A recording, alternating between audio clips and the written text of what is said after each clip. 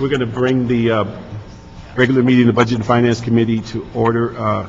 We have a quorum. Mr. Smith, Mr. Rosenthal, and myself, Bernard Parks, is the chair. Mr. Rosendahl. I got it. Mr. Rosendahl. It's a D, not a T. And so we have a quorum. We're going to deal with closed session item 1, and then we'll be back to deal with the other remaining items.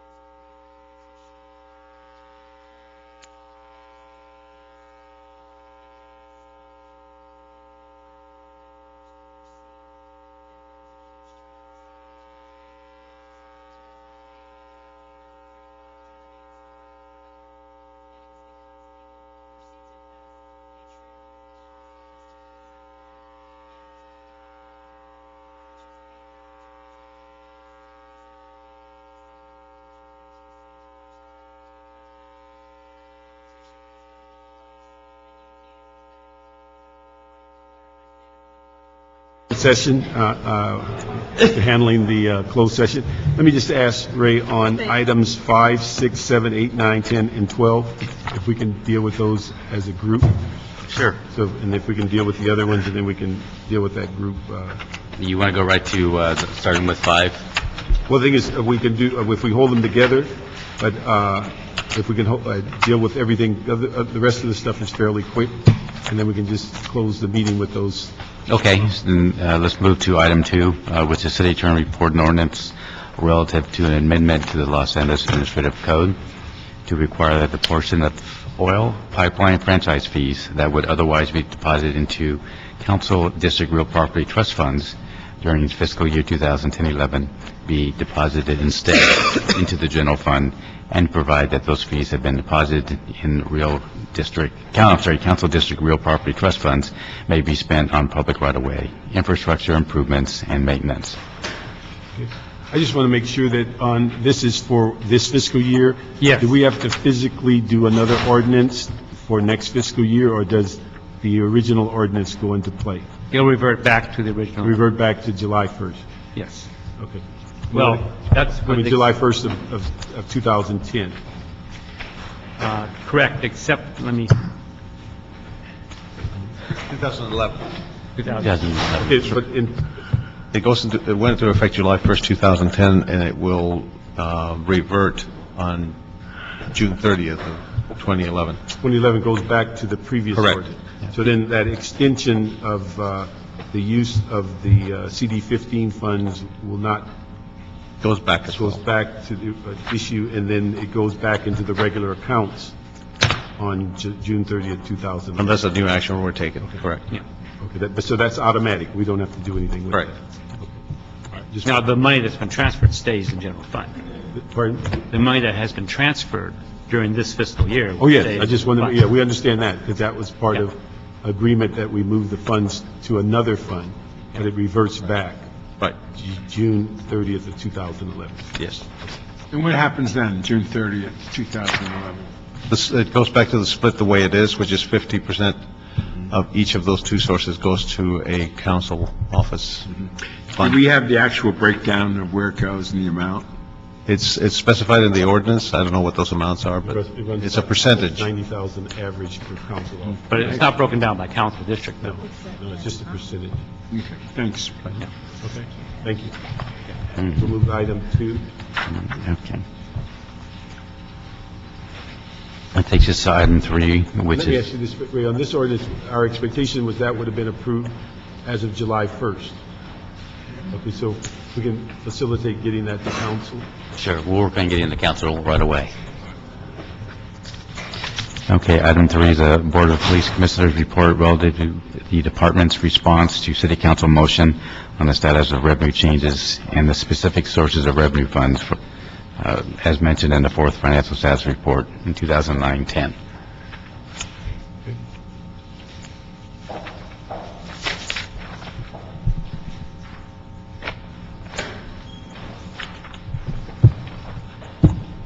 Good afternoon. I just had a couple questions. On the fees that were articulated in the budget dealing with police permits and fees, police permit fees for 2010-11, have they all been activated?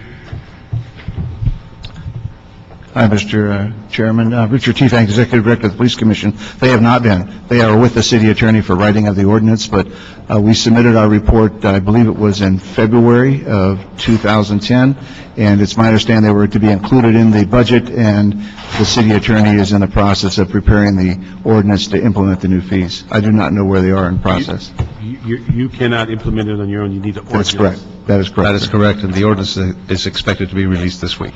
This week? Yes. Then let me ask also, they say that under a separate cover, you're going to deal with that deployment issue. Is that something you have a timeline on?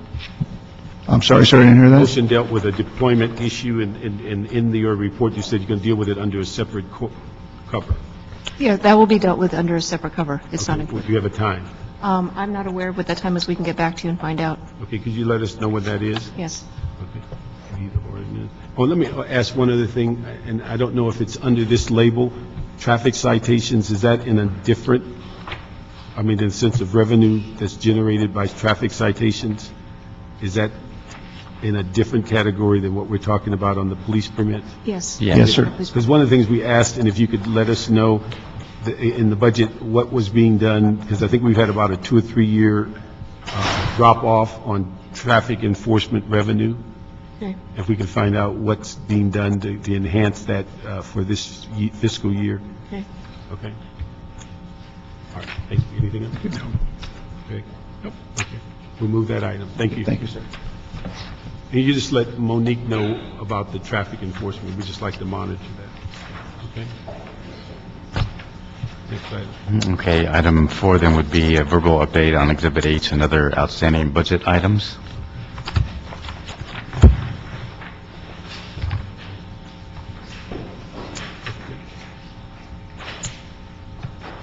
No.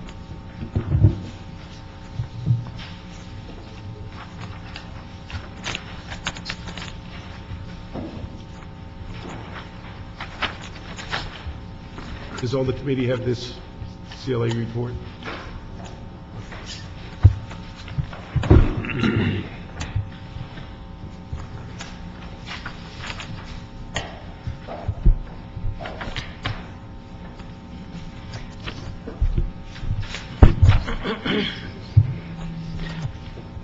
Actually, if I may get started before Karen gets going with her presentation, what I just handed out is a sort of basically a status on the Managed Hiring Committee. One of the things that was continued, as you know, it was a Managed Hiring Committee. What we have provided, this 2-page memo, is just sort of an update on process and some of the actions that have occurred or in the process of occurring as we move forward. Certainly, based on the direction from council and from the budget, we were authorized to look at certain things, you established some general criteria in regards to revenue generating, grant and special funds, public safety, DNA, et cetera. And then, so based on those, as we meet every 2 weeks, looking at the requests from departments, we are really taking a look both in the current situation, but also as we go out and we look towards 11/12 and the information that we're requesting from departments. We want to make sure we have a very clear picture on what we are reviewing and ultimately making the determination on. Certainly, we would like to make sure we get an org chart, a full org chart of the organization, not just a sort of a snapshot of the unit. So we want to make sure we have a complete package before we can make a determination on a position as we can go forward. So I just wanted to give you a quick update on that, and we can discuss this further in another meeting, because I know I just handed out today. Yeah. Let me ask you, did we have any progress on, I think we were going to look at resolution authorities, there's about 1,400 of them or something? Yes, actually, there will be 2 things coming forward in the next couple of weeks. One will be what we call the PAR, which is a personnel authority resolution, and that includes, there's usually 2 parts to that. One is all the resolution position adopted as part of the budget, but also resolution authorities outside the budget. And it also has another section on actually changes to position authority because of budget status. So that will be coming to you in the next couple of weeks, but we also will have separate, what I'll call is kind of a spreadsheet analysis on what you had requested on the general fund resolution positions. So, and then that's... This report then? This is more related to the managed hiring, so it's a little bit separate than the resolution positions. This is just sort of give you a bit of an update on the managed hiring to let you know what's going on and what we're looking at. So. Because that was one of the requests of Schedule H? It's part of the budget, and I know there had been some questions regarding managed hiring, and so we just wanted to give you some information. Yeah, basically the managed hiring was part of the overall what's being done to implement the budget, and that was one piece of it. So we're going to give you an update on managed hiring, along with some of the other issues, too. And the others were those items that were actually included in Exhibit H, which are the ordinances and other actions required to implement the budget. And then another kind of section of implementing the budget were all the requests for reports from departments, that many of which were already referred to other committees, including this committee. So we can address these however you'd like to. Why don't you quickly, so that we're aware, this is our once-a-month review of all of Schedule H? That's right. Okay. And if we're going to have the city attorney come up, because I'm sure we're going to have these questions on ordinances. Right. There are about, I would say, 50 or so separate actions involved with Exhibit H. Not all of these require an ordinance to implement. A number of them have already been transmitted and have gone through the council process. Some are already in process or either pending in committees, and some are being worked on by the city attorney currently, and those will be forwarded. Did you want me to go through each one? Go with each one and let us know where we are, what's completed. Okay. And Pete can give us an idea on ordinances when they might be forthcoming. Okay, I'll have to defer to the city attorney on when they're forthcoming. One of the items was the issuance of the TRAN. That's already taken place. With regard to, and I'll go through by department as they apply. There are three ordinances that were required to implement various actions related to animal services having to do with fees. One regarding the altered dog license fee has already been transmitted. Two others are pending.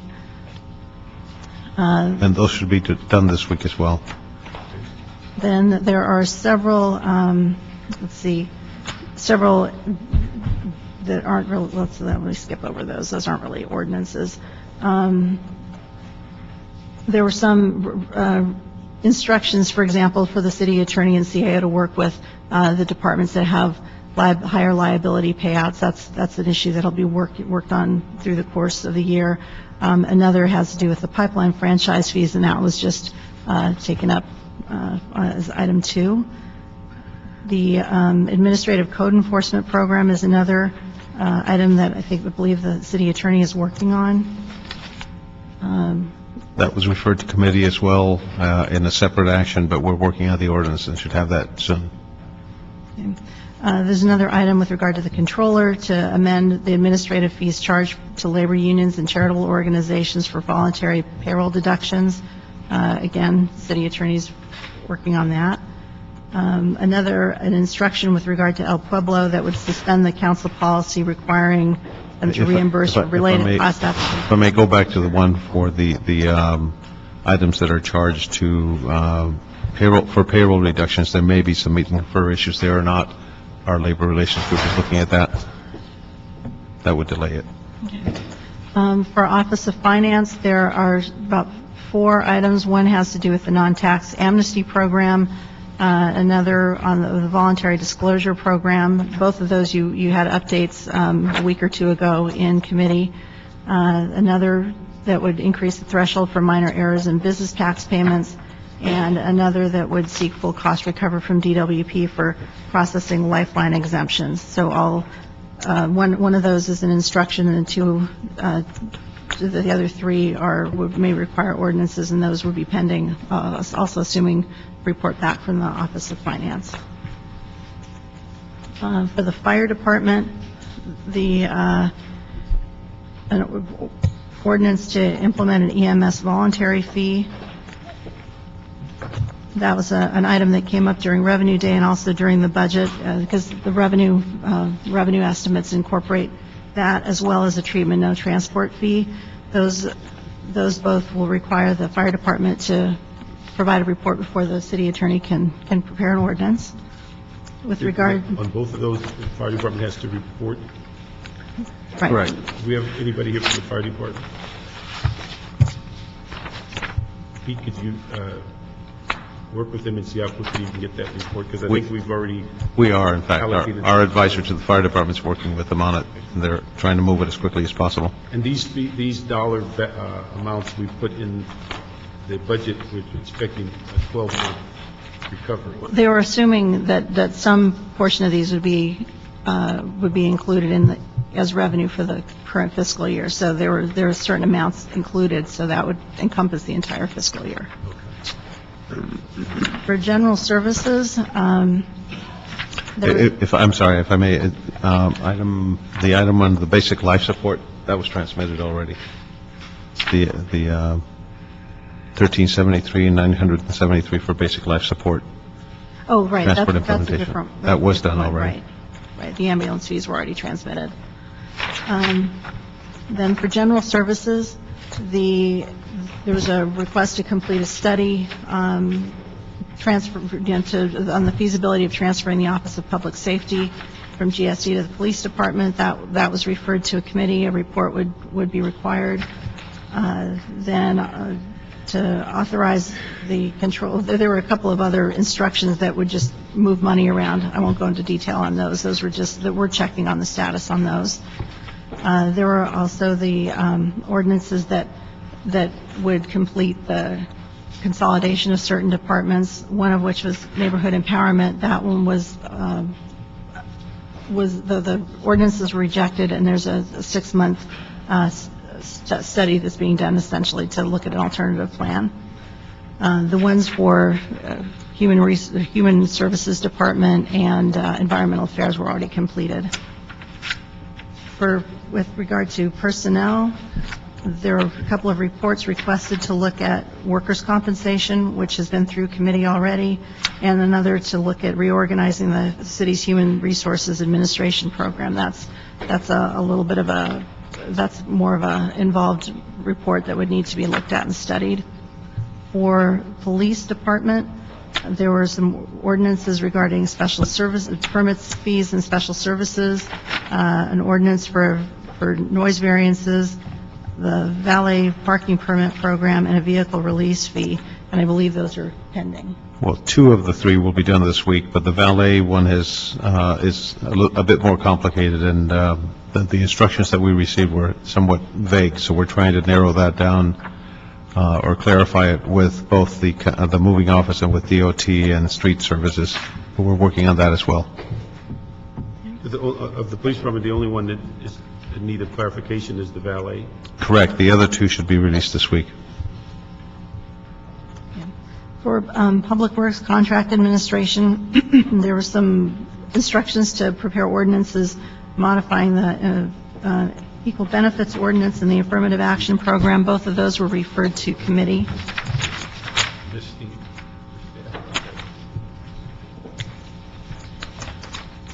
For engineering, also some administrative code changes to add new fees and make other adjustments, and I believe city attorney's working on those.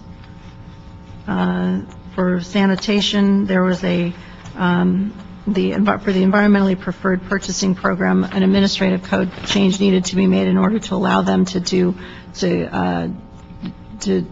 some of the responsibilities that are currently under the GM of General Services. So that's in the works.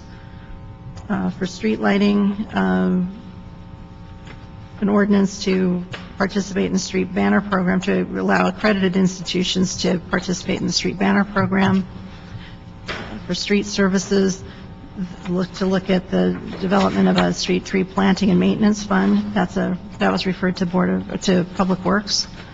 On special parking revenue fund, there were a couple of ordinances required there, and I believe one of those has already been transmitted. Actually, they were combined. There are some changes that I've discussed with the chairman that we'll be making. At the time that the ordinance is scheduled in council, we'll have a revised draft available. There are various ordinances required to modify the fares for Dash, Commuter Express. Those have all been completed, as well as the ordinance to increase civil parking penalties. That's been completed. Then instruction to work for the treasurer to work with the CLA and CAO to report on the feasibility of instituting a treasury management fee. That's being looked at. And then there were several others that kind of cross departments. Some of these were just simply instructions that there are no ordinances required. Let me just highlight the ones that are the administrative lien program has already gone through. Let me ask on the one, on the LADOT about their 5-year rolling plan. Does that require an ordinance, or is that? That's included in the ordinance you have now, the So special that was parking the one revenue that's fund. combined. So we need to get a timeline on when that might be available, because that's going to be the key as to the department determining what the overall maintenance of our, It's just whenever the item is scheduled in council. I believe both Waiting of for that. that one was referred both to transportation and budget finance, so those can be scheduled. we can get that, because that's one, that report is going to be very important for the overall special parking revenue ordinance. Let's see. There were a couple of ordinances also with respect to parking fines and increases. Those have been done and transmitted. And most of the other ones I have listed are just instructions to departments to do various things, just to do some studies. There were some that would involve the EERC because they have to do with employee relations issues. Continuing the voluntary furlough program, that was, instructions on that were already provided. So I think that's a summary of the list. And what we can do is update this monthly and provide it to you. And if this form works for you, just a summary of what the items were and the status, we can do that. If we can do that, and I think we asked for the first meeting each month, That's correct. we can get an overview of Schedule 8 so we can determine what's pending, and then each week we'll have some item of Schedule 8 specifically that we can hopefully implement. Right. As the ordinances come in, those can be scheduled in committee, in this committee, if they're referred to this committee. There are others that are referred to other committees, and the committee chairs can work. Any questions with- on Schedule 8? Good job. Okay. Thank you, Pete. My pleasure. All right.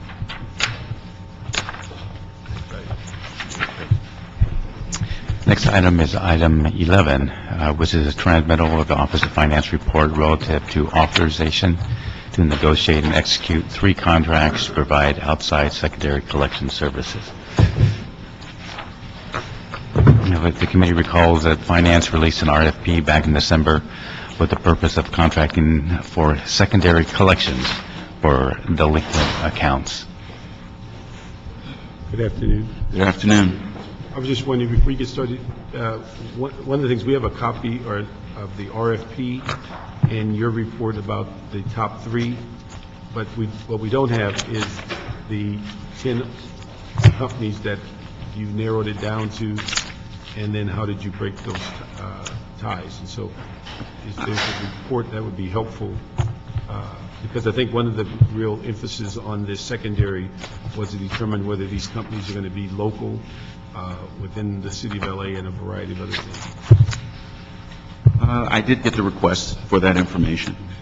Was not able to compile it in a report per se, but I do have that available for you. And there were actually 13 firms that originally submitted, 3 of which were determined to be non-responsive regarding some of the standard provisions. So of those 10, I do have a scoring criteria and locations of those firms. So I'm not sure how you'd like me to transmit this to you. The thing is, what I think is, it would be important that the committee gets to see that so they can follow your presentation. Otherwise, we're just dealing with the RFP, which gives us the criteria, and then we're dealing with the end result of we selected these 3 companies, but we don't know what's in the middle as to 13 went to 10, and then what separated to 10. My apology, but if you want to have an opportunity to review that in advance, unfortunately, I would think you might need to carry that over. What's the timing on this? It's as soon as we make the selection, they can go in business? Pretty much, that's correct. We would anticipate, because there has to be an electronic interface developed between the city and the firms, that's probably going to take at a minimum of 10 weeks. If there's been a decision made at how many cases these 3 firms, or whatever number we select, how many cases they'll actually handle, because I think one of the issues that was discussed about the primary firms, we split, I think, 300,000 or 400,000 cases amongst 3 firms, and whether that's an overwhelming workload or whether you get a better workload if they're smaller and you have more companies working at it. I think that was all the discussion that got us to this. We'd anticipated that it would be 3 firms and perform the secondary collections. And in terms of an absolute caseload, it has not been determined per se, but we do anticipate that 3 would be substantial, or would be sufficient And to that handle goes that with, what, caseload. 3 or 4 that we already have? That's correct. Primary. Okay. And then the other thing on these cases, when they return from the secondary level, they're then ready for either Board of Referral or bundling them up and selling them. Is that the last step? That would be the last step. The way that it is set up right now, they would all go to our Board of Review for write-off, and at that point, they would be bundled and offered for sale. So Board of Review write-off is before the bundling. That's correct. Colleagues, if we could agree to just have this come back so we can have access to that piece of material so we can, because I know what I'm trying to do is cut down the myriad of questions that will be asked at council if we don't cover it here. Absolutely. So if you can give us that piece of how we got from 13 to 10 and how 10 went to 3 and what the criteria and where they're located and all those questions that's going to come about. We certainly can prepare that for you and forward it to you. And if you just, and when I say report, if it's already in documents of how they were submitted, I'm not saying go write a book. We need to have access to the material. Absolutely. So we'll continue this. We'll have a meeting next week. Next week. Okay. So let's continue that to get access to all the material.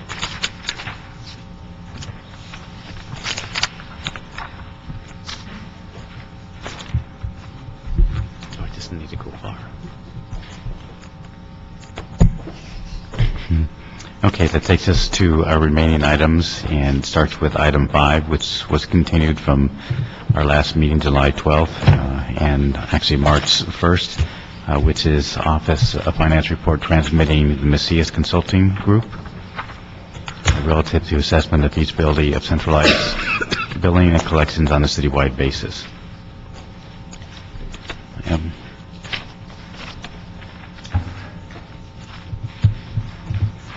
Good afternoon. Is it Good gonna be afternoon. Presentation on the screen or?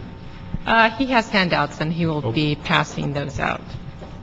While he's passing those out, let me introduce myself. I'm Denise Callahan, partner of Macias Consulting Group. You've already met Stephen Anderson. We were the lead consultants to conduct the feasibility study for the billing and collection activities for the city of L.A. I'm not going to go over in detail, as you can see as you receive your handouts on page 2, the items that Stephen discussed earlier in March. But I will present just a brief overview about our study. As you know, the Let me just objective... ask one thing. Sure. Have you made this similar presentation before council or other committees? We have made this presentation to this committee back in March, and then we made another presentation to... Let me clarify. Mr. Anderson did come before this committee, but we didn't go into any significant detail when he that's what we came continued. before we continued it. And then they made the presentation to the core Commission on Revenue Efficiency a couple of months ago. Okay, all right. Okay. Our objectives for the review was to analyze the feasibility of centralizing billings and collections within the Office of Finance here at the city. And then our second objective was to develop an implementation plan for that centralization effort. Now, on page 4, we described the scope of our review. We looked at 17 different departments, offices, and bureaus.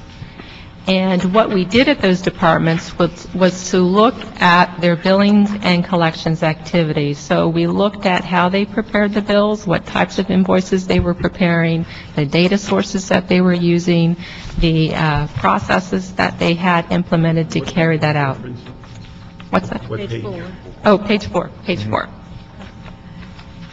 We also looked at how they administered the collection activities, how they shared information with other city departments, in this case the Office of Finance, if they handled collections on their own, what protocols that they were using to implement that collection activity program. Now, on page 5, basically the bottom line is that we found that greater and earlier involvement by the Office of Finance in the billing and collection activities is definitely needed. We proposed 3 phases to accomplish that objective, and the first phase was to implement greater centralization of the report development and revenue matrix that are captured right now by the Office of Finance. We felt having a better and more robust dashboard will enable the city to have a better handle of actually what is going on with the revenue generation and the collection activities by the department. Could you explain that in just lay terms? Sure. Right now that the city has quarterly reporting of the financial performance of the departments. It'll look at basically aging receivables, how much revenue is outstanding. It'll look at some few key metrics. What we're proposing is that what we call a dashboard would be a more robust electronic reporting of the financial billing and collection activities that are taking place among all the city departments. And it will be monthly, more frequent reporting of that. Now, for phase 2, of the 17 or 22 departments that we looked at, we thought for phase 2 that it would be extremely cost effective for the city to go forward and to begin to centralize and to go forward with continuing to outsource some 10 or 11 bill types, 10 being centralized within the city, and then one of the bill types being outsourced, the EMS billing being outsourced. Within the fire department, 8 of those 11 bill types are affected. Within the police department, 2 bill types would be centralized. Within the transportation, 1 bill type, citations, would be centralized as well. Now, for phase... So you're saying when you say centralize them, that they prepare the bills and send them out in there's a period that they do collection and then they move them on? Is that what you're saying? Yeah. Or are you saying that a centralized location should prepare the bill? Basically, when you centralize an accounts receivable management, there will be activities that will continue to be administered by the city departments. For example, they have in Public Works, they've got the work orders that has all the billing detail. What they can do with a more robust financial system is share that information to the Office of Finance so they can either prepare the bill or send or issue the bill for reimbursement to the reimbursing agency. Now for phase 3, which involves the remainder of the bill types that we looked at, we believe that centralization at some point in time would be necessary as either the departments need new financial systems or that improvements did not occur in their collection performance. So it's basically going forward on an as-needed basis. Now, we did a financial analysis, if you look on page 6. Let me, before you go there, Sure. let me just ask, are you familiar with what work is being done on FMIS? Yes, we were sort of in coordination with the city in terms of what's being done. Does that solve some of phase 2 issues for you? Does it solve some? Part of this study was to share information, and does it? Yes, it can. Phase 2 takes into account the FMS implementation and what is being done by that. Right. So, So phase 2 is basically evaluating that with FMIS, you will capture most of what your recommendations are, or if not all. Phase 2 is based on FMIS being fully implemented, and depending on the bill type, either handled in FMS or in some cases in other systems. That will solve the information, or what you consider the lack of information that we currently have. Because if it's in the system, then if I understand it, then multiple departments can be aware of it. Even with FMS, there are 5 city systems that aren't covered under receivables, and there are 2 outsourcing systems, plus CCU and several collection agencies. So all of those would be under the reporting umbrella in Phase 1, whereas Phase 2 would be primarily FMS-centric. But, Mr. Parks, I think if I understand what you're asking, do know that there was a meeting with the ITA representatives or the FMIS team and Macias Consulting to talk about some of these issues. And I think they did identify that there were some assumptions by Macias that they felt as though the implementation of FMS would help address, and that they would leverage what they were doing currently through FMS to address some of those concerns with that Macias had. Does it take us to all of them, or is it just a portion? That's what I'm trying to figure out, because I think we have something like close to $1 million we're talking about enhancing FMIS for the receivables. That's correct. If that's the case, does that solve Phase 2 that Macias is talking about, or are there other things we have to do? That is what is anticipated. I think that $1 million was for personnel as well as elements of the module for the accounts receivable that they would implement in FMS to address the issues for the Macias raised. So when we get that, that's how far away, right, on accounts receivable? Is that a year or so? It is probably, yes, at least a year. So if I understand it, once that moves forward, then we would have achieved most of what is being requested in Phase 2. Correct.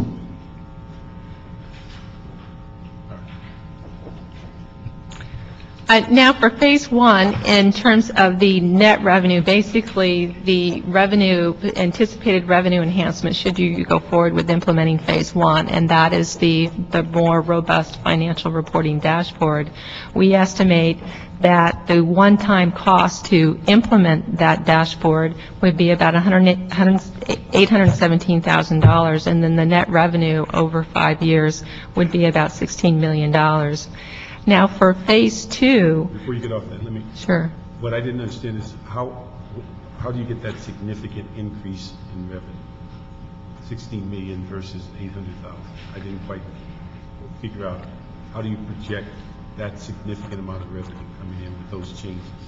The increase is based on the current gap of revenue for those different bills that would be enhanced by the better accounts receivable management and being able to address a percentage of that gap via better reporting. And you're expecting that those, by having a better tracking system, more of those will get to collection at an earlier time? Is that why we think we'll be successful? We would have better, in fact, real-time visibility of trends within each department and bill type as to how collection efficiency was proceeding, and being able to follow up on any laggards in that area. For finance and CAO, are there funds available for this 817,000? Is that something that's been budgeted for, or IT is working on, or where are we on that? It was originally not included in the budget, but my understanding, and perhaps Mr. Serrano can help me here, I think 500,000 was allocated to move this process along, and then there was 500,000 that was anticipated would come through MECLA funding. But this is beyond the accounts receivable. Well, yes, actually, the $1 million that was sort of set aside, it really had to do more with the FMS piece of it, providing roughly $500,000 for staffing and some other expense money in finance in order to help work on sort of the implementation development of the module, and then another $500,000 that we could actually MECLA finance for any system and any contractor expenses that would occur. So this dashboard issue, you said there's funding available, and what is it in the sense of timing? Well, if the two are one and the same, then there's money, and so it still would be a matter of probably a year before that gets implemented. It's in the dashboard and the FMIS system is one and the same, the accounts receivable? Well, I was saying, if they are, then they would be on the same time frame, and that would be the money. But I think there's some, we'd have to go back and I think talk with finance and really determine what's available and what's needed over and above the FMS. Let me ask, Anthony, I mean, I just want to make sure as we go through this that if the mission, I think, from the committee and the council was that we wanted to implement the CS report as we move forward. So if phase one has a dashboard recommendation at $800,000, I just want to see if we've addressed that or if that's something that needs to be addressed. Antoinette Crisobal, Office of Finance. The phase one enhanced reporting recommendation that Macias included in their study would be done as part of the accounts receivable centralization through the FMS project. That is indeed what we are intending to do through the FMS project, whereby the enhanced reporting that had been identified in terms of much more refined metrics would be handled through the FMS project, as opposed to Macias' recommendation of potentially, purchasing an off-the-shelf system that would do the same. So we want to leverage the resources that are currently available with the FMS project and address it in that manner. So the answer to your question is yes. The $1 million that had been identified as a need to get us to the enhanced reporting would be done through the FMS project and would be in accordance with what Macias is recommending. So you're taking their concept, but you're implementing it through FMIS? That is correct. Okay, now we go to phase. Okay, moving on to phase two, where we are suggesting to centralize 10 bill types and to outsource one bill type, EMS billing. We estimated that the one-time cost to implement the business processes that will be needed to configure the invoices that you'll be needing in the new financial management system and to reallocate and get the staffing that you need, it'll be about $7.5 million. And then the net revenue benefit over 5 years is about $257 million. In our report, we actually extended it to 6 years, where it was estimated to be $274 million. Now, most of that revenue will come from revenue enhancement efforts through outsourcing the EMS billing. Right now, the EMS billing has probably less than about a 40% revenue recovery rate on its services that are being delivered. At the time of our review, they were considering outsourcing that activity, which we wholeheartedly agree that they should continue with that. And should the city hire a very effective vendor to provide that outsourcing, then the revenue recovery should increase substantially. We estimated that it'll be about an 85% revenue recovery rate as opposed to the less than 40% that the city is currently conducting. And what exactly, is it hardware, software for the $7.5 million? What did we? That personnel cost? That is hardware, software, and personnel. It's integrating several systems with AMS that are currently outside the scope of the AMS the FMS implementation, and the ITA and finance personnel required to make that consolidation. And let me ask, that one of the recommendations that your department review phase two, have you got any early assessments of the figures, the dollar costs for the implementation or the recovery? Has your department looked at that at all? We have not in great detail, but what we envision is a 10 to 15% improvement once the bills are fully centralized. The biggest part of it, as Denise indicated, is the EMS billings. And I think that's a separate track that's going forward and will be heard tomorrow relative to the costs associated with moving forward with using an outside vendor to do the billing and collections, as well as the handheld devices. That's a separate cost. The other cost is part of it is included in the FMS project. Some of the things that have taken place over the course of the FMS project is really looking at the various accounts receivable systems that are dispersed throughout the city. Some of them, departments use Excel spreadsheets, some use outdated billing software. And so the plan is to really move a lot of those decentralized accounts receivable systems that various departments are using for their bill types and billings to fold them into the FMS project. And I think it might be helpful just to have ITA and as well as other members of the policy committee controller talk about that. But the plan really is to fold in a lot of those systems that are dispersed that Macias identified in their report into the FMS project, because we want to take advantage of the FMS system as we go forward. So you said basically everybody would have access to their own billing process, but it would be centralized electronically. Well, in terms of decision as to who will be managing their bill types, I don't know that that's been determined, whether it will continue once it's in FMS, whether the departments would continue to bill and collect using the FMS system, or whether that would be folded under Office of Finance.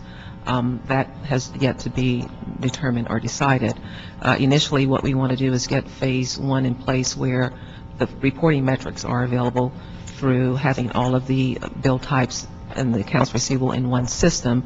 And then phase two would be taking it a step further in terms of the management of that. And we do want to have standardization in terms of billings.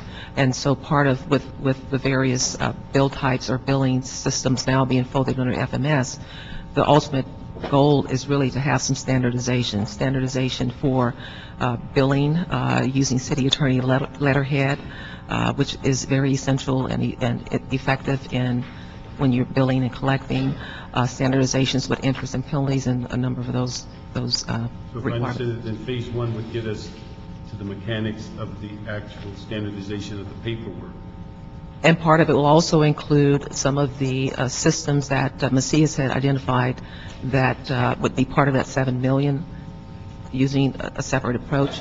What is being proposed through the FMS project is taking some of those accounts receivable systems that are presently separately handled by departments, and requiring the departments to use the FMS project to bill and collect. So we'll have some standardization even when we go live July 1, 2011, with the FMS system.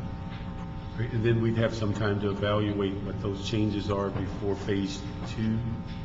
Well, it's actually, phase two is on a same track to some degree. The EMS billings, that's moving forward right now. Some of the other billing systems are going to be folded into the FMS project.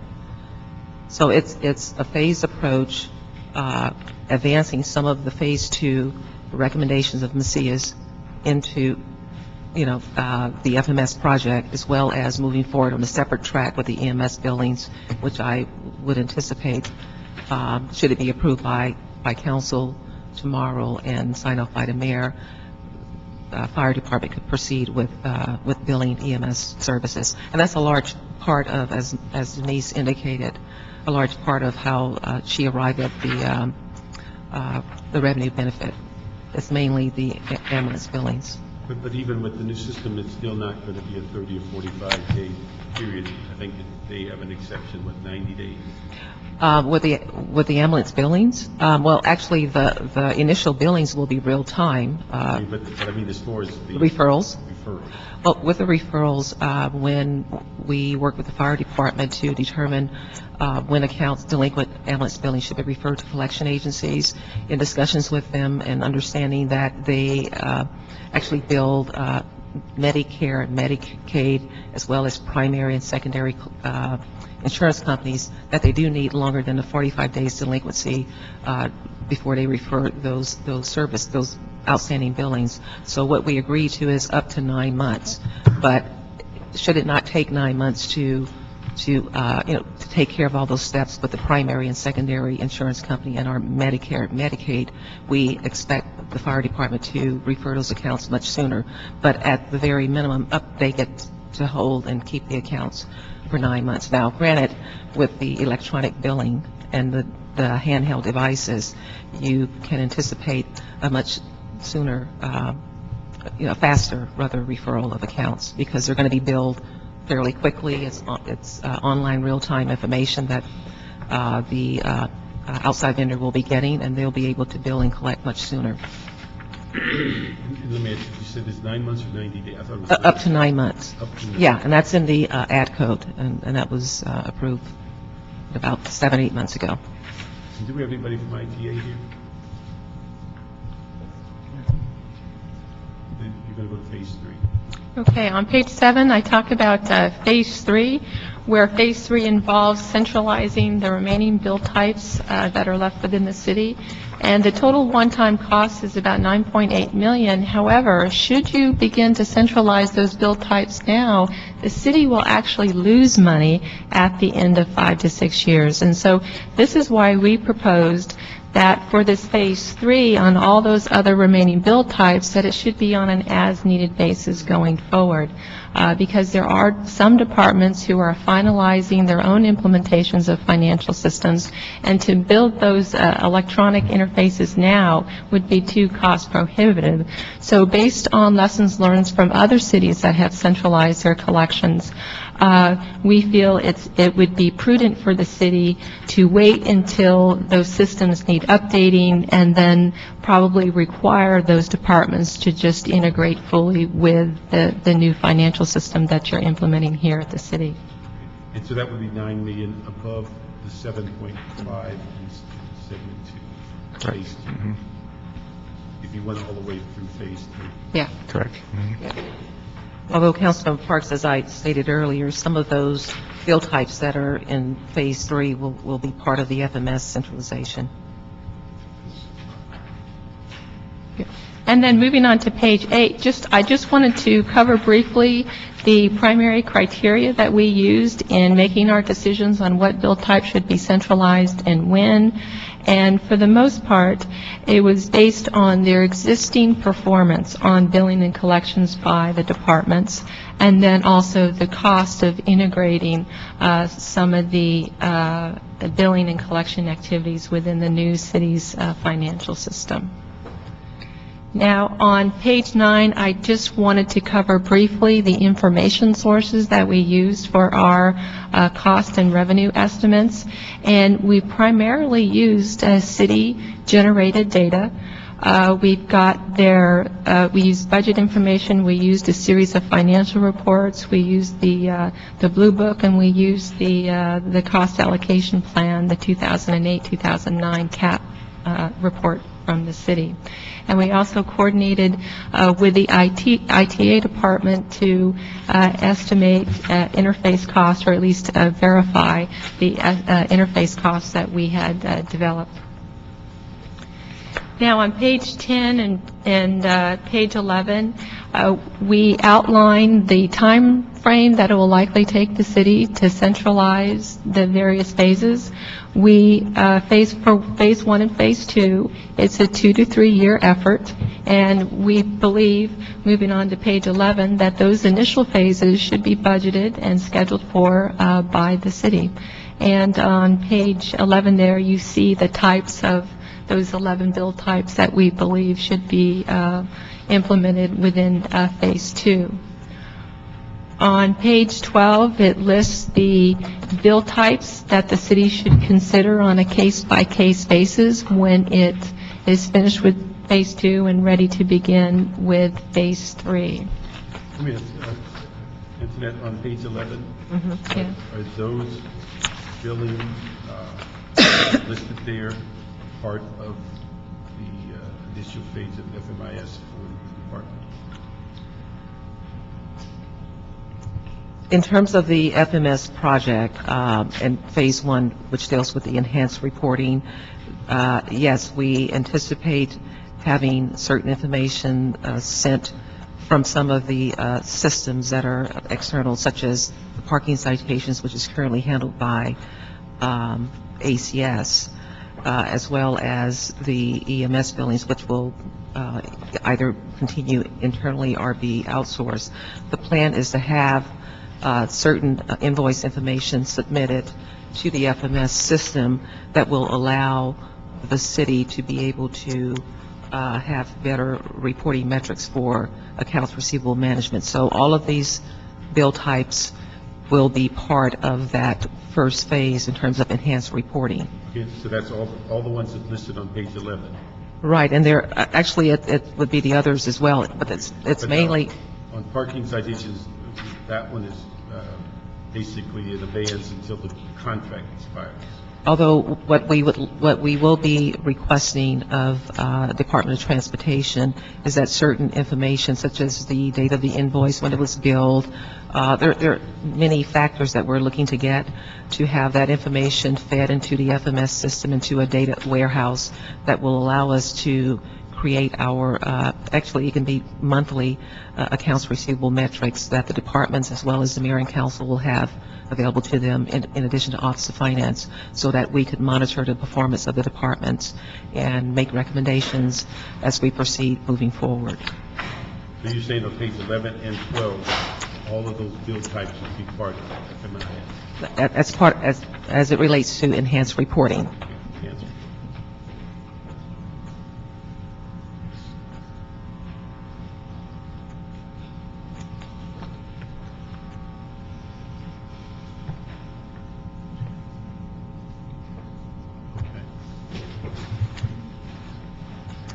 And then on page 13, just in closing, I documented the criteria that the city should use in going forward with Phase 3. I've already discussed it. Only when the systems are ready to be upgraded or replaced by other departments, or if they start to show a trend in declining performance over their revenue recovery efforts. And that concludes our presentation, and we're available for any questions. Let me just ask so that I understand. When you talk about Phase 1, and in the sense of clarifying and getting the dashboard and things of that nature, is the perception then that for non-tax debt, we're saying that the Department of Finance should be the central location? Is that the premise? For Phase 1, yes, we believe that the Office of Finance should own that dashboard where they're collecting and disseminating and analyzing that financial information on accounts receivables, Okay. billing and And then collection. as part of Phase 1, with the implementation of the account receivable portion of their system, then they should still be in the position to monitor what departments are doing, but at some point, the transition of that debt to outside vendors should be somewhat standardized so that everybody's not only working off the same paperwork, but they now have a standard timeline of getting it out of the departments into collection agencies. Is that? Are you referring to the policies that the city has in place to refer aging receivables to the Office of Finance? The sense that trying to overlay the sense of your recommendations on our process. I'm trying to find out if we're saying that, people have come up with collection sheriff and all kinds of terms. We're saying Department of Finance should be the focal point of collections in the city. All right. Is that? Well, for Phase 1, they should be the focal point of Phase 1, which is all about financial reporting. Okay, reporting, but let's get down to the actual collection. Okay, so Phase 2, for example, in transportation, what we think would work well within the city is to continue the outsourcing of the collections for those outstanding citations. However, get the Office of Finance involved much earlier than what they are now. Right now, they don't get involved until several years after that citation has aged. So we believe changing that criteria for their involvement is necessary, so there'll be greater involvement by the finance when it's related to the citations. Okay, but I'm trying to get also is that with other people having debt that they're working with, if I understand it, you're saying on Phase 1 that each department should be able do their billing, they're doing the reporting, but there's also a standardization of moving that debt to finance to get it into the hands of the collection agencies at a much earlier time. Yes, in fact, if they should just follow their own, the city's own policies and procedures on that criteria, it would do well for the city. And what we had found in doing the billing study was that many departments don't want to follow the existing policies and procedures for referring aging collections to the Office of Finance. So you should just follow the current executive order, improvements will be made. Yes, All right, and then beyond that is the technology. yes. All right, and in that regard.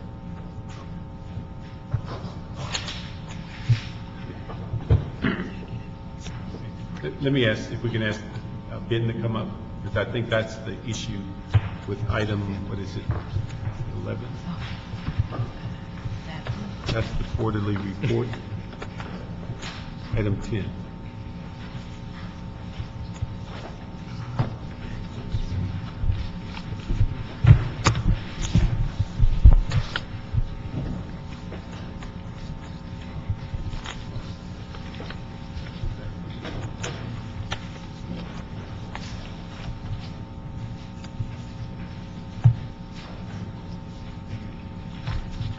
Let me just ask you this about the Phase 2. We're talking about the handhelds, and we're talking about the fire department. We're talking about outsourcing. It's been great that the 14 or so people who've been doing it have been found other jobs, so we're not worrying about a particular job thing. But coming up here just now, the union folks put a lot of conversation into me about the idea of having its own staff going forward that would be professionals and trained. Phase 1 is getting the equipment in, getting how to use it, instant doing it. But their compelling point, at least they're suggested to me, that in-house we could do it cheaper, more efficiently. Has anybody looked at that concept? How to answer this in a clear way. For EMS billing, it's very complex. There are many requirements, codes, Medicaid requirements, Medicare requirements, so you need to have that knowledge.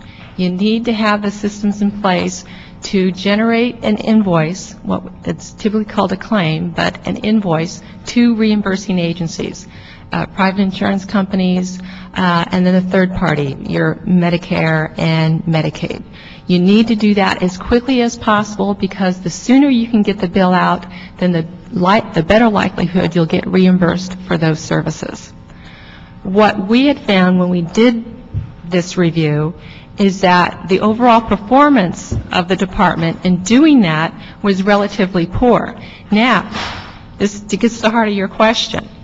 What we have found in our experience of doing reviews of EMS billings throughout California in major cities, those that outsource have a higher revenue recovery rate.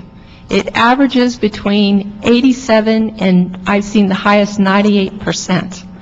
So we believe, because we just looked at it from the perspective of what will give the city the best chances for their highest revenue recovery.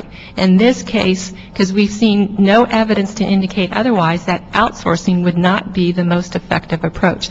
Now, if there's other union issues, I'm not prepared to speak on that today, but we just looked at strictly from our objective, what mechanism will allow the city to enhance the revenue. What do you attribute it to when you're studying that in other places, that they're more efficient outsourcing than inside? Because you have vendors that's their only business. What we found here at the fire department is that you had billers that wore many hats. They were doing other things than strictly billing activities. They have interfaces, information systems and tools where it's the vendor that owns those handheld devices and they are electronically interfacing to the vendor. Those handheld devices are upgraded as the vendor upgrades its systems. It has billers that have been in this business for years and know all the reimbursement requirements, that know them inside and out. Now, if the fire department is willing to invest in the training and get the staff, the expert staff that it needs, then that's basically would be a city issue that we can't respond to. Mr. Rosen, I think at one of our meetings, they talked about the two pieces. One, everybody agrees the mechanics of the system, the hardware, has a major benefit. Right. But I think also on the collection part is that not only were they experienced and that's all they did, but that they basically set a threshold of what they're going to collect, which exceeds what we've collected the year before. And they are going to collect at a rate of about 5.5% of what they recover, which comes out to about $50,000 per $1 million. And so somewhere in that, my math may be a little off, but somewhere in that area, that's what they said at committee. So I think you find, as opposed to hiring people in the sense of what you get for $50,000 for $1 million recovery versus them doing it and then also having the threshold, if they don't reach it, they don't make that dollar amount. So I think that's what was the critical decision by the fire department to say, particularly when they found positions for everyone, no one was demoted, everyone found a position in the city, that you could eliminate, I think was something in the neighborhood of like 50 or 60 jobs. You can keep 6 for that oversight in the department to be aware of all those nuances and supervise, but that you could actually, by using new technology, the hardware, and outsourcing the collections, you could increase the amount of money that you're going to bring in at a very minimal cost to the city. I get that. Obviously, that's why we're doing it, we're moving that direction. Obviously, the upgrade of the technology and everything is key. The question, though, that was just presented to me, and I have no dog in this fight, is that it was articulated that the union with 30 members on the payroll here, trained properly, supervised properly, could generate revenue, and frankly, they felt they could generate more revenue than an outside vendor. I obviously don't know. Have we explored that? I can only be and they're charged that they could do it cheaper and more efficient. I mean, I've just not. This is the first I've heard of it. We would have to look at their reports or assumptions that they're making if they have different estimates on their revenue recovery. But I can tell you, based on our experience, that, and I'm not one that advocates outsourcing, and I am not, but in case of EMS billings, I have never seen a vendor do worse than a city or county-operated EMS department. All right, would you do me this, before we vote on this, could you meet with Sherry Parisi of the union and understand her positioning on this and give a response to that? Or That's a separate, it's a separate item. It's going to come through public safety. It's coming to the floor of the council the first week of August with the full report. Okay, so it'll happen in that process. Thanks. But I think one of the things, although the current system doesn't have the new hardware. No, while we were there, they were looking at the type of handheld devices to But I think your purchase. assessment as what's going on today is a rate of 40% collection rate. We believe if they outsource, they can definitely substantially increase their revenue recovery rate. Today, but you don't have you don't have the hardware. You would have. That's correct. They do not have Hardware. So, but without hardware for the immediate billing, the collection rate is in the 40s. And you say Based on the history that, without the... history, not just 1 year. Right, yeah. Right. And you're saying that going outside, you could raise the averages more like 80 to 85. 85. We based our estimates on the revenue recovery as 85%, and that is on the low end of when you outsource EMS billing, by our assessment of many different vendors that perform that activity.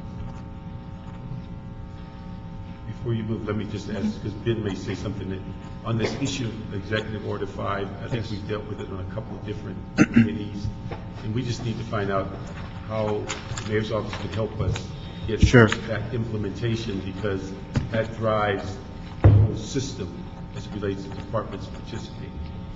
Sure. Ben Sahel, Deputy Mayor, Budget and Finance.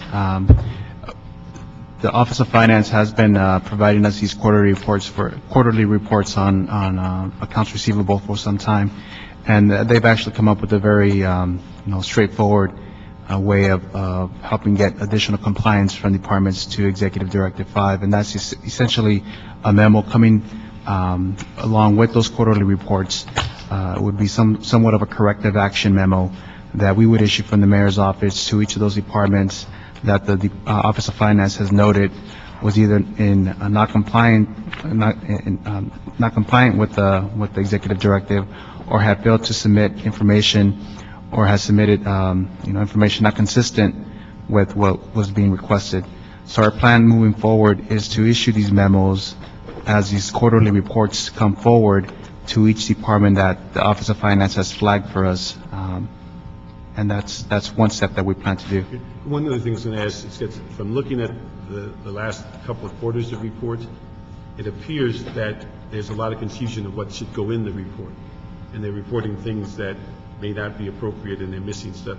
I'm just wondering whether at upcoming general managers meeting or something, if whether there could be some training done, or a segment of general managers that are in this group of billing, maybe all of them are not part of it, but something that we could train them from the ground up with their people, because if they're putting information in there that can't be used, and it just causes finance to keep writing the report saying you're not complying, it's not only their non-compliance is not only the fact that they are not responding, a lot of it is misinformation of what should go into it, or an understanding of what information they need. Sure. I think one of the things that Office of Finance reported to us is that in many cases, the departments that are providing the information that isn't consistent are those departments that haven't been attending their regular meetings of the revenue groups that they've established. And one of the indicators that they're going to be reporting on from now on is participation in those revenue group meetings. I think that's going to be helpful in terms of making sure that appropriate staff and departments are hearing from the Office of Finance as to what needs to be reported. But you're right. I think additionally what we can do in general managers meetings is deliver that message directly from our office to those departments to with the help of the Office of Finance as to what needs to be reported, and clear up any definitions that they may have a different interpretation on. And then who's running the finance meeting or the revenue meetings? Is that finance? That would be, yes. Okay, now how often are those? Those are on a quarterly basis. So if we go by the procedures report, they're saying we should have more routinely or frequent updates. Would it be ability to have those meetings more routinely until people at least begin to show improvement? And Councilman Parks, I actually think that if we are able to move forward with the memorandum that Mr. Seha has spoken to, it actually identifies as one of the criteria where there's a deficiency. If a department is improperly reporting data that should not be in the report, it spells out specifically what incorrect data is in the report. And I think by having the mayor send this letter to the departments requiring them to report back within a number of days, along with a copy to the Office of Finance, I think that will clear things up in that regard, particularly for those reports. The quarterly meetings that we hold, of course, we can do them more routinely, but it's mainly a staffing issue for us in terms of having meetings more frequently. You obviously have more faith than I have, because I don't know if there's anything that supposedly has more power than the mayor's executive order. And if people are only complying to it for 40%, I don't know whether another memo telling them they didn't comply with the first memo is going to make a change. I mean, so I think we're trying to find how do we get past their lack of compliance so that you can actually get real information you can work on. Well, I think the memorandums will specifically state if a department isn't referring accounts timely, it will identify that. And with the mayor sending it to the general managers, requiring them to report back to the mayor's office along with the Office of Finance within a set period of time. If they don't do that, I would anticipate, and Ben could address it, that the mayor will be addressing it with the department heads. Now, does your report go to the general managers, your quarterly? Yes, we sent it to the entire Revenue Management Committee, which includes not only the general managers of those departments, but also the staff that attends the RMC meetings, CLA, CAO, and the Controller's Office, and City Attorney. I just want to say for the record that it has been somewhat of a passive report, and we're in the process of trying to add the enforcement piece to this report now, and we recognize that's been a deficiency on our part, and we're going to try to do a much better job there. Mr. Chair? Yes. If I could just say something on this. It's kind of shocking to hear that one of the recommendations, in a way, is that we would be much more effective if we just followed our own policies. I mean, I think there needs to be some more teeth in the accountability. Somehow, the mayor's office needs to get the word out that this is a top priority, especially in this kind of economy, that we have to increase efficiency, and people who don't do that will really pay for it in some way, that there really would be some disciplinary follow-up, because if some people just don't come to meetings and just don't do their reports right and just aren't doing all these pieces, I think it's because we haven't put out there that this is the kind of priority that at least the council, and I'm pretty sure the mayor, also think that it should be. So how do we get there in a much more strong, clear, firm way is the question. Well, as I stated, moving forward, we will be issuing these memos to departments. We will be delivering the message at the general managers meetings, for one. I think part of the problem also stands with our systems and with our data collection and information in our systems. I think everybody's hope is that with the merging this project along with our financial management system upgrade, would do a tremendous job in terms of just having the right information that everybody agrees to is the right information. I think right now part of the problem is that the Office of Finance has certain criteria of information, and not every department is on the just due to maybe lack of resources, staff, personnel, what have you, isn't necessarily able to provide that information right now to the degree that we would expect. But like I said, as I stated, we recognize that the report has been somewhat passive. We want to add some teeth to it, as you said, and we're taking the initial steps of doing so through this memo and then through the upcoming general managers meetings.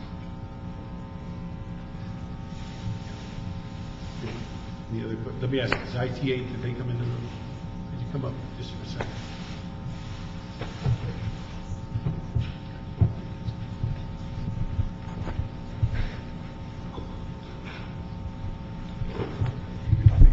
Beverly Denver from ITA. You may not have followed our earlier conversation. We were just trying to get a sense with the Macias report as to the accounts receivable segment that we've talked about in funding, and also the software and such that's needed to get Office of Finance through phase one.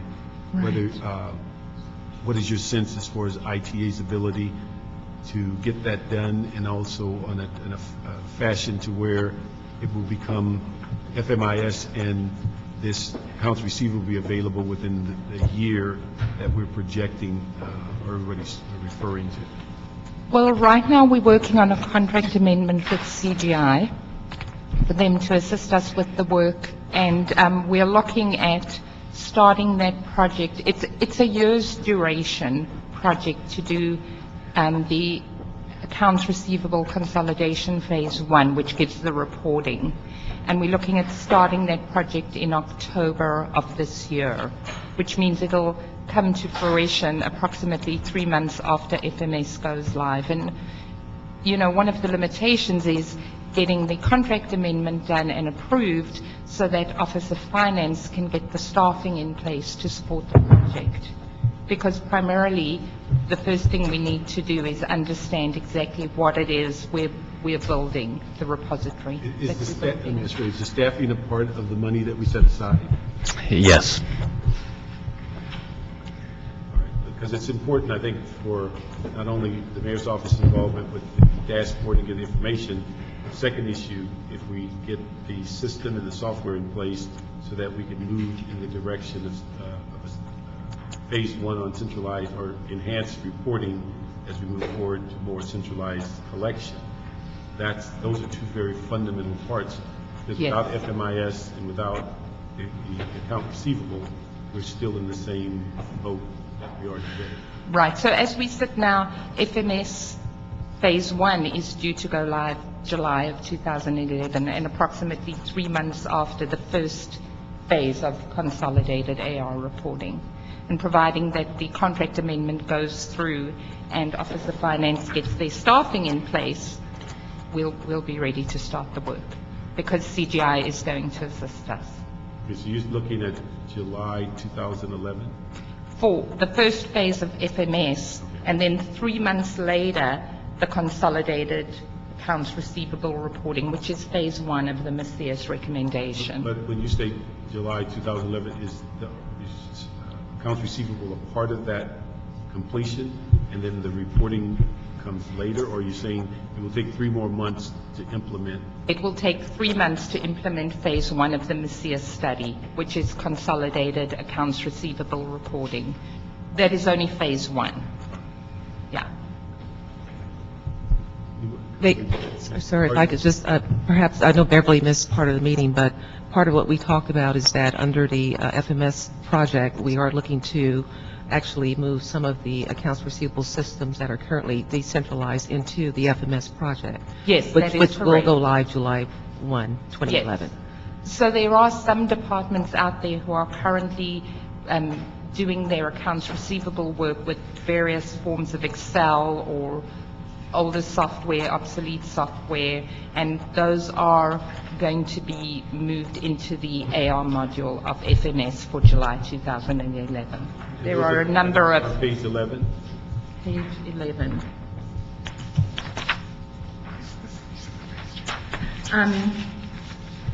For an example, it's not ever visualized that ambulance billing accounts receivable will be handled within FMS, because it's such a unique form of accounts receivable that is the current fire department proposal for outsourcing.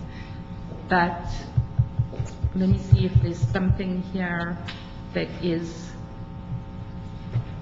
I'm not sure that these are among those being included. Page 12. That's Phase 3. That's Phase 3. I don't happen to have with me a list of the departments that are going to be folded into FMS for July 2011, but I can certainly get that to you. Did you get that back and so that we get it to the clerk? Because if I understood the presentations, page 11 and 12 would be part of the implementation of July 2011. Well, you know, I'm looking, for example, at ambulance billing. So that's a project separate from FMS and will not be a part of the FMS Phase 1 implementation, except for summary receivables. Summary, though, not detailed.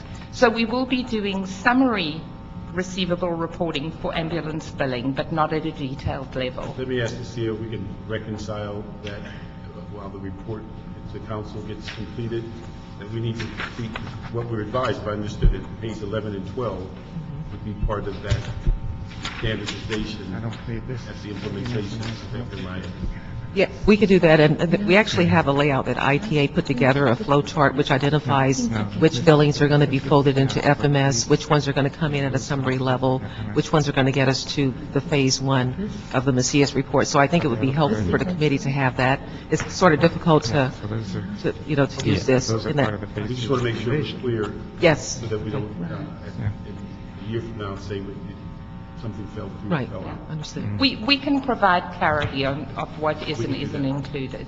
Yes. Between the CAO and the Office of Finance and the ITA, if we can get that information. Yes. To the clerk so that we'll have that. Okay. Colleagues, any other questions of the city team or Macias? Let me thank Macias for coming down from San Francisco for this meeting. We really appreciate it. Sacramento. Yep. Sacramento. Yep. And also want to make sure their report becomes part of the committee file. If there's no other questions on item 5, what I'd like to do is ask Karen to come up and walk us through with all of these motions.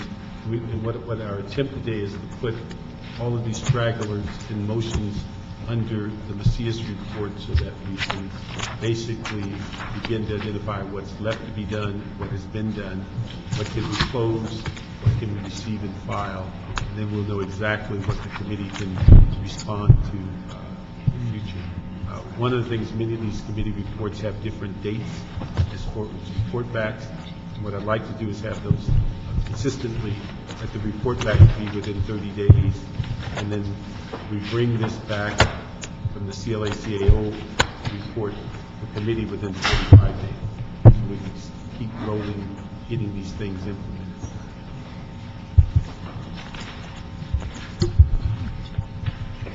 There are probably about 9 different files that are listed on the agenda today that have to do with collections and the accounts receivable. Does every committee have one of these? No.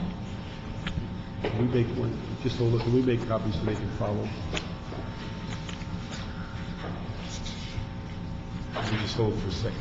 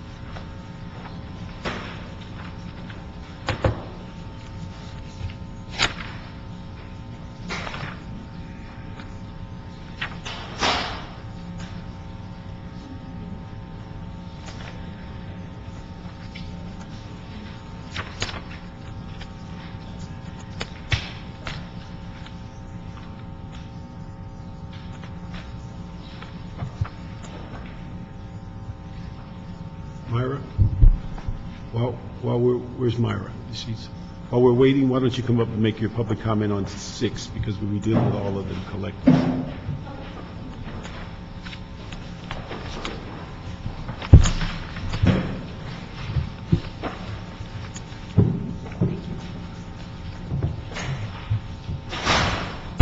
Thank you, Maya Zettler on behalf of VICA, Valley Industry and Commerce Association.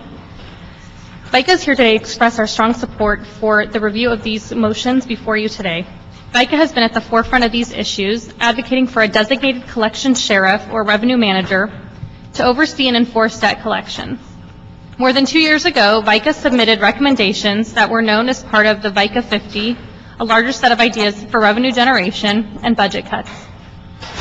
Having more effective debt collection would help the city close its multi-million-dollar projected budget deficit. We don't care what it's called, be it collection sheriff, revenue manager, or another title. We just want to and hope that all practical efforts will be made to improve the city's collections. The city has had a dismal collection record of 53% across all departments, and it is inexcusable during this budget crisis. We need to act on implementing adequate infrastructure to maximize billing and revenue collections and have a single point of accountability.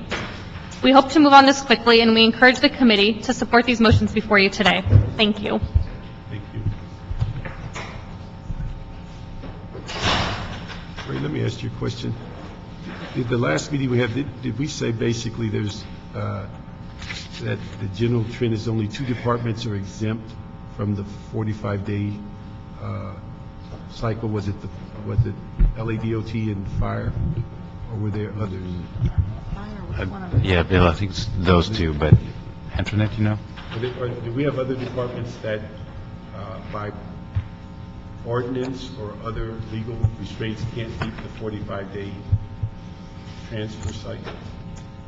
All departments are required except for fire with the ambulance billings. They have up to 9 months. With transportation, because of their current contract, they can't refer the accounts within 45 days of delinquency. In the Macias study, they're recommending that the accounts be referred after 15 months delinquency. When we met with the transportation department and looked at the current contract and the referral rate, we were recommending accounts be referred after 6 months, but we can reconcile between 6 months and a year and a half. The LEDP is something that we have to get done when they go out for RFP. That is correct, and we're working with the Department of Transportation on their RFP to make sure that there are, timeline for referral of delinquent accounts to the collection agencies. So as of today, LADOT on traffic citations and ambulance building and fire are the only two exceptions. Those are the only two that are currently in the ad code. All other departments should be referring their accounts. And of course, there may be issues where a department might need a little bit more time, and when we would look at that on a case-by-case basis. But everyone else, the ad code is 45 days. The way the current ad code is set, yes, it's 45 days delinquency. One of the things I was going to ask you for is this, a system to standardize. In that 45-day period, we've heard that departments have worked out payment schedules, maybe worked out other kinds of issues as relates to with individual people that are owing debt. Is that something that benefits or hampers? It to some degree will benefit, and of course, as I said, we would work with some departments if they need to have a longer period of time to hold the accounts. We would work with them, which is what we did with the fire department, but they would need to come forward and bring forth their concerns, and we could look at that, look at what best practices are, and make recommendations. Of course, if they have a payment schedule and the debtor is paying, we would not be looking to have those accounts referred to the collection agency. Would you be But looking that they stay within the department? if they have a payment schedule and the debtor is paying, if the debtor is not paying, those accounts should be referred to the collection agency, because it's important to have other resources out there attempting to collect on that debt. But is it physically possible to have that kind of program within a 45-day period that you're setting up a payment schedule and other kinds of settlements? Yes, I mean, if you have a payment schedule and the debtor isn't paying, those accounts should be referred. They shouldn't. No, but is it physically possible within that short period of time to have negotiated that kind of a settlement of a bill? We could handle those on a case-by-case basis. So if they enter into some type of payment schedule. I'm saying from the department, is it practical that they could do that within, or should all debt be moved over to Office of Finance within 45 days, and that we not go through the process of a payment schedule or other kinds of settlements? Should the debt just be moved over? It would be much easier to have standardization for all departments to refer within the guidelines. There you have standardization and the accounts are referred timely, as opposed to having different types of processes in place. All right. Yeah, okay, thank you. Karen, you can kind of walk us through. Okay. Since there are a number of different motions that have to do with accounts receivable and collections, one of the goals was to try to consolidate these so that they're in one place and can be considered all together. I'll run through the list, and it'll jump around a little bit on the agenda, but I think this will make some sense. But the goal is to put them all under the Macias report? It can all go under the Macias report. We'll need to make that reference on here, and what we'll do at the end of all this is put something together based on your actions here and provide it to the city clerk, and we can work with them to make sure that it's clear. And I wanted to note also that there are two different things that have been raised. One has to do with the implementation of the centralized collection, and the other has to do with the audits on the same subject. And some of those recommendations really can be incorporated in the discussion of the audit itself and the follow-up. Okay, so on item 9 on the agenda, there are 4 different council files. 052514, which has to do with improving the collection rate for payment of fees. The recommendations in this council motion are really incorporated in the broader recommendations in another council file, which is 070465. So what we would recommend is to take the recommendations from 070465 and consolidate that onto the Macias, into the umbrella of the Macias study and those recommendations. So that would allow you to close 052514 and 072465 with those instructions consolidated. And then there's also council file 071886, which has to do with that one has to do with the controller's audit, and that's more appropriate to be incorporated with the audit, and I think that's already before the audits committee, so this one can actually be closed as well. Okay. But that's the original audit when it came out in 07. Right, and the report on centralized, let me take that back. This one had to do with the report on centralized billing, and that's the Macias report that's already before you. So I think this one's already complete because the Macias report is already before you. So 071886 can be closed. All right. Then there's also council file 082122, which had to do initially with the collection sheriff. There were several recommendations in that motion, and those have kind of really been referred to other places. One has to do with the EMS charges. That's under a separate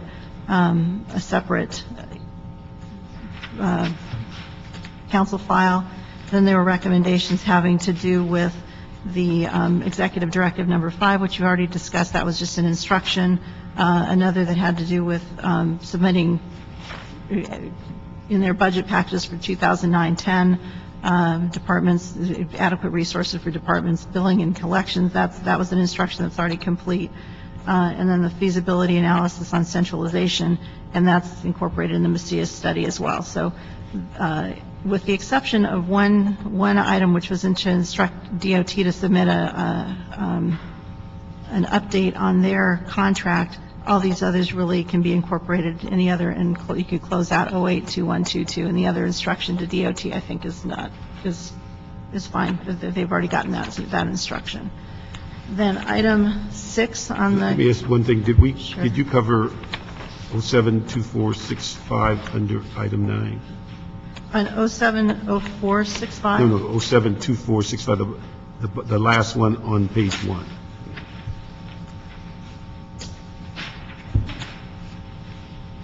On page 1, the last one, 072465. I'm sorry. Maybe what am I doing? No. Oh, I think, actually, I think let me see what the right council file number is. I think we've got 2 different council files there. I think it's 070465. 04. It should be, I think it is. Oh. Right. 0465. Mm-hmm. Okay. Right. So that one should be closed also. That can be closed, but take the 2 recommendations there and incorporate them into the overall newer one. recommendations. Okay. All right. Okay. Then item number 6 is a motion that was introduced, Zine, Garcetti, et cetera. These really are new recommendations, so what we would suggest is to take all the recommendations that were in all the moving clauses that were in that motion and incorporate that. So that would, those instructions would carry over. So all of those from item 6, which is 101155.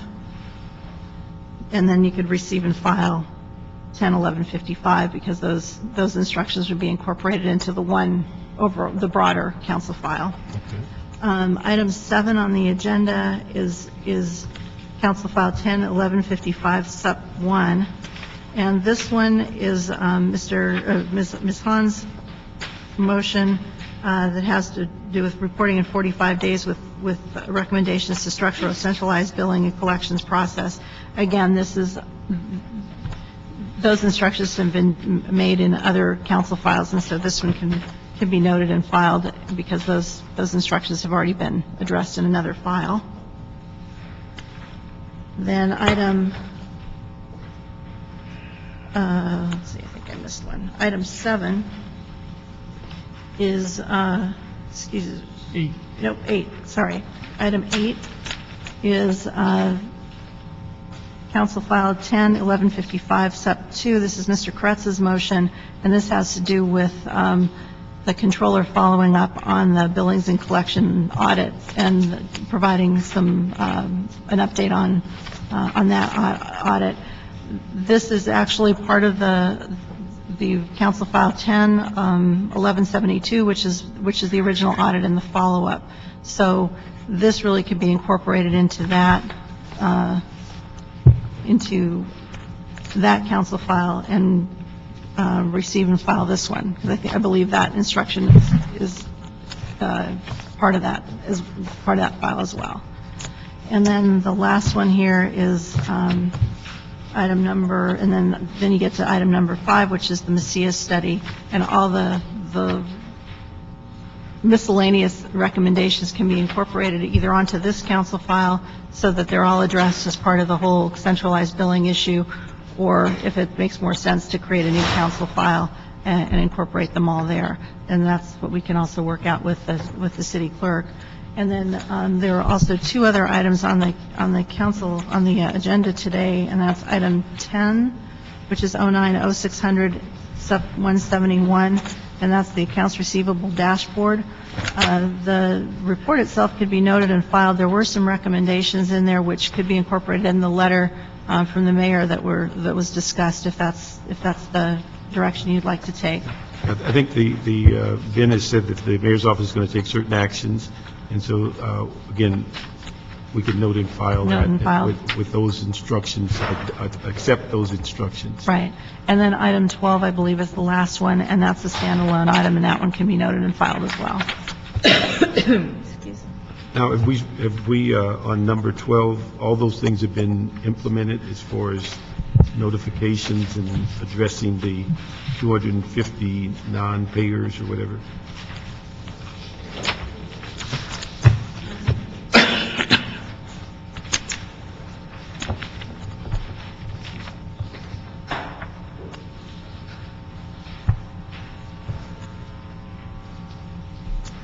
Okay, for item 12, this is dealing with the delinquent city business taxpayer list.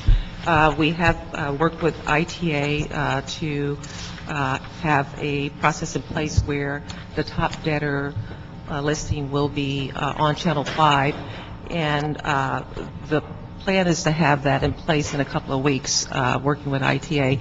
What they have indicated is that they will not be posting the list of each individual debtor, but what they will post is a list that tells a viewer to review the list of top debtors. You would go to the Office of Finance website, it would identify our website, and it would speak to the purpose of that particular list and where the debtors are stored. So that is in place and will be going live in a couple of weeks with ITA.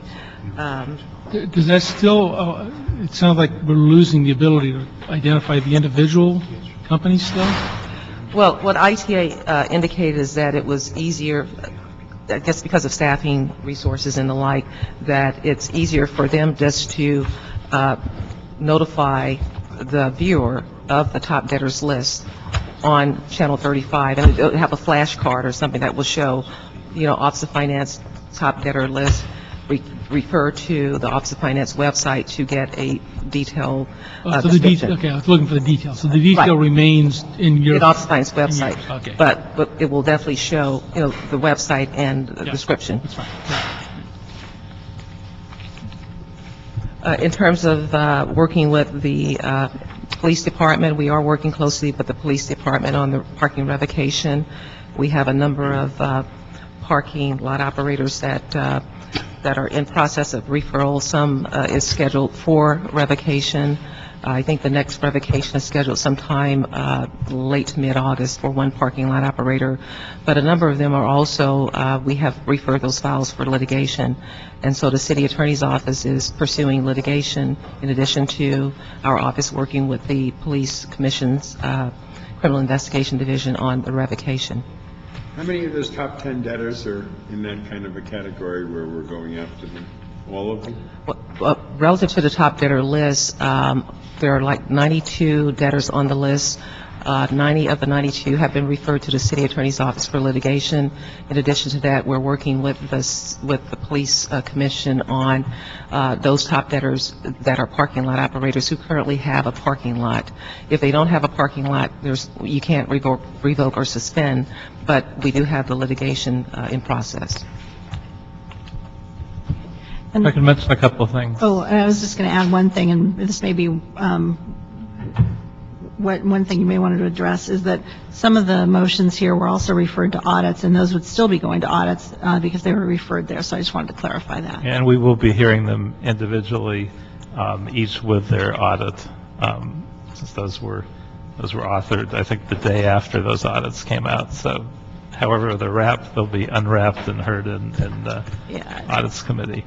Also on the list that we were talking about, I haven't actually seen it myself, but I've heard that it's not very prominently displayed on its website.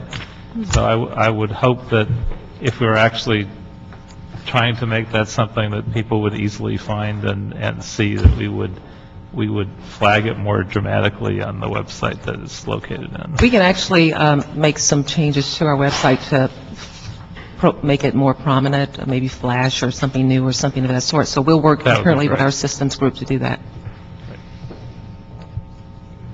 So colleagues, if we can support the chart that Karen has walked us through, I think it would bring everything with clarity and some timelines as relates to Right, and we'll modify this so that it reflects that the recommendation of Budget and Finance is to consolidate these under the Macias report, and then we'll provide that to the city clerk. And then, as I mentioned, I think there are 3 of these motions that were also referred to audits, which would still be going there. Right. We get concurrence on that. Let me just see if I can capture the overall theme I think that came out of the Macias report, is that if we, in the sense of, it appears that we're moving towards having a centralized collection that resides in the Office of Finance. That seems to be one of the themes. That also operational departments are going to be responsible, in addition to providing the service, they're going to be dealing with, at least in phase 1, bill preparation, bill distribution, and recovery of debt for the initial 45-day period, except for LA Fire Department ambulance billing and LA DOT citation collection, and that there's going to be, the other theme is full compliance with Executive Order number 5. Also, that Operations Department should minimize making bill adjustments or payment plans prior to transmitting the bills to the Office of Finance, and that if there are those types of settlements and such, it should be done by Office of Finance along with the primary and secondary collection stages.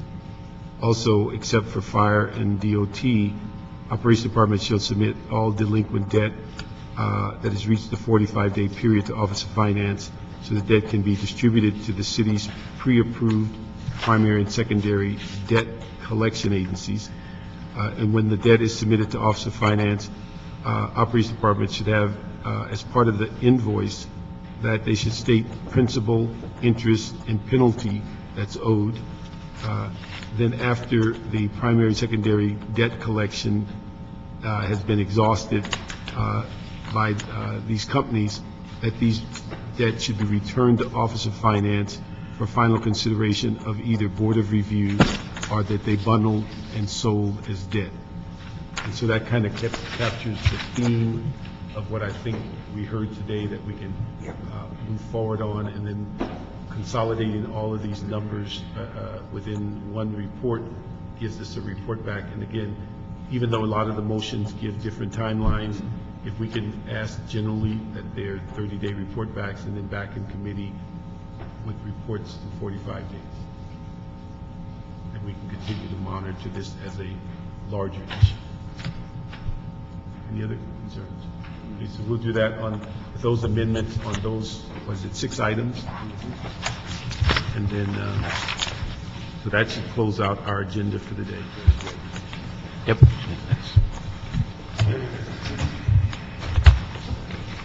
You were indirect.